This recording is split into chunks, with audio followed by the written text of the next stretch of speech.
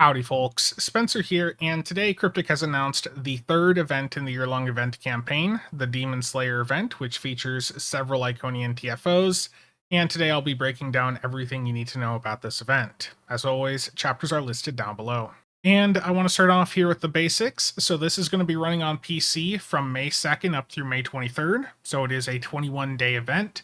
And if you're over on console, this isn't going to be showing up for another couple months. You guys don't even have the second event in the year-long event campaign yet, so it's going to be a while before you guys get this third event. And with this being a 21-day event, that means that you need 14 days of participation for the specific event rewards, but you can continue to play it after those 14 days to earn some dilithium and some extra event campaign progress. So as you've probably seen from myself and some other creators, we're really far ahead in the event campaigns already, even though we've only had 2 events so far. You can see that I'm already almost at 3K here. And the way that we do this is because we continue to play the event past the 14 days, but also, in some cases, some of us will buy out the event reward day 1, which cost about 2,000 to 2,500 Zen. That gets us the event rewards on day 1 and also gets us 700 event campaign progress immediately. You can then buy it out day 1 and continue to play it each day to earn 50 progress per day. And if you absolutely hate your sleep schedule, you can do it on the 20-hour timer to squeeze in some extra event campaign points. So that's how you get through the event campaign really fast. And if you're looking to get your event campaign reward sooner rather than later, at a minimum, make sure you're playing it past the 14 days and take advantage of the full 21 days that the event is active. And for this event, you have 3 different options to get your daily progression. All of these will be available only on normal difficulty for the duration of the event. There's 2 space queues, Herald Sphere and Gateway to Grethor, and then there's 1 ground queue, Brotherhood of the Sword. The 2 space queues are a bit lengthy. They do have some time-gated sections, as you guys have probably experienced. And Brotherhood here is the quickest that you can get through, but it does require there to be some coordination in the team.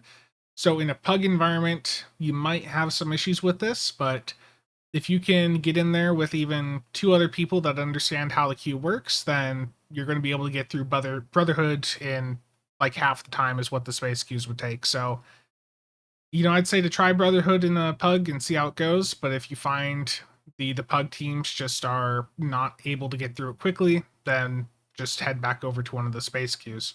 And for the rewards here, you've got your standard rewards like dilithium, some featured TFO boxes, but the big prizes here are the Herald Defiler Mace, which is a massive energy-infused weapon that has been seen wielded by Herald Defilers.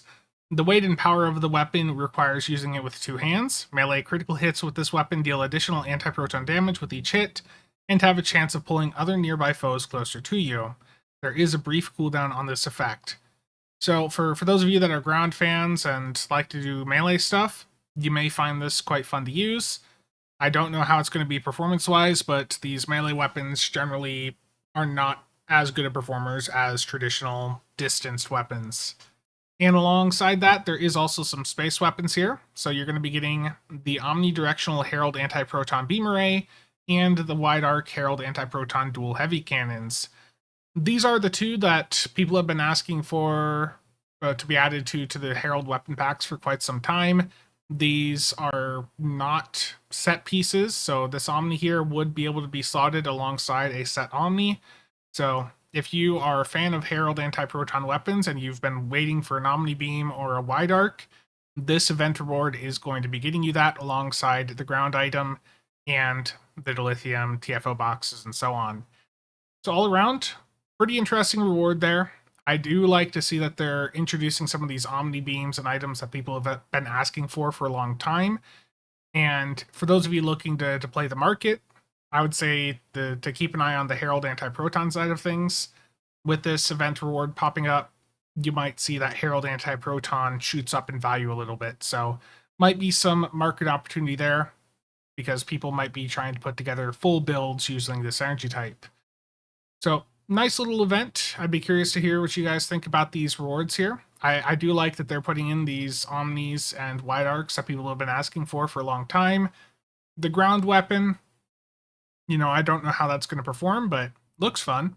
So I'd be curious to hear what you guys think, and I'll see about getting a guide video done for Brotherhood just to try and help people through that, because it really is going to be the easiest option to do here if you can get people in there that understand what they're doing. And lastly, I want to recap what else to expect here as we head into May and STO. So for those of you on console, again, you're going to be getting the Iconian event, which is the second part of the year-long event campaign. The reward from that is a pretty powerful little ground device. Some people have had success with that in some coordinated runs. I've heard it referenced to as like the ground Thaleron, so might be something fun for you to mess around with. And a reminder too, if you guys did not participate in the Defensive Pavo event earlier this year, the reward from that is very impactful for endgame play. The Omni Beam from that is currently the best set Omni Beam in the game for AoE based builds. It gets fire at will when you hit Cannon Scatter Volley, so it performs very well on CSV builds and FAW builds or Beam Overload builds that happen to have CSV on to trigger preferential targeting. And the reason that Omni is so nice is, aside from it getting fire at will like that, it has an effect on it where it gets this resonance charges that deal proton damage to everything around you. And if you've seen some of the recent DPS records, that resonance charge does a lot of damage. So if you missed out on that event, make sure to pick that up, because that is crazy powerful when you have CSV on your build at all, even just the ability. And for those of us on PC, we're going to be getting the Dyson ship bundle in the C-Store next month in May here. So we don't have any stats for that yet. We've seen some pictures of it posted on some of the 10 forwards, but we don't know the stats yet. Hopefully they're better than the Connie 2. And at the end of May, we're supposedly going to be getting a new season. So they did say that might bleed into early June. I think either we're going to see after this Iconian event that the new season pops up, or we get a Red Alert event. So that's two possibilities there. And then for June, we have a new Muds bundle dropping on PC. And for console, you guys will be getting the new season then. So with console getting the new season in June, that means in July we're going to both be having the summer event, meaning that console players may not get this third event in the year-long event campaign until like August. So console players, you're going to be a bit far behind with regards to the event campaign moving forward. And that's going to be it for today. Again, let me know what you guys think of these rewards. Do you like that they're putting these Omni Beams into the game like this? Or would you rather that the Herald Anti-Proton stuff had just been added to the original weapon packs? I'd be curious to hear what you guys think down below. And as always, thank you to all channel members and viewers for the continued support. See you guys around.